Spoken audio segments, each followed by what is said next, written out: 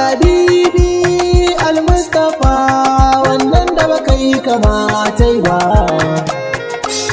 Allah dube ni ka dube ni dan na batula wannan da ka bai wa damanka.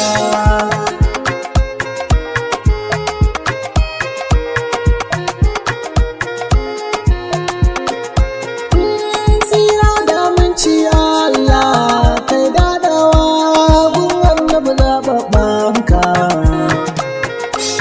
wannan da ya rusa shirin haina shi yayi bayani ba babun bauta ba kai ba.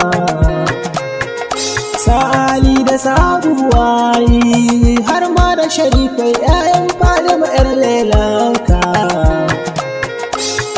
Asa da waliyai Allah da duk ulama'u masu riko da irin sunnarka.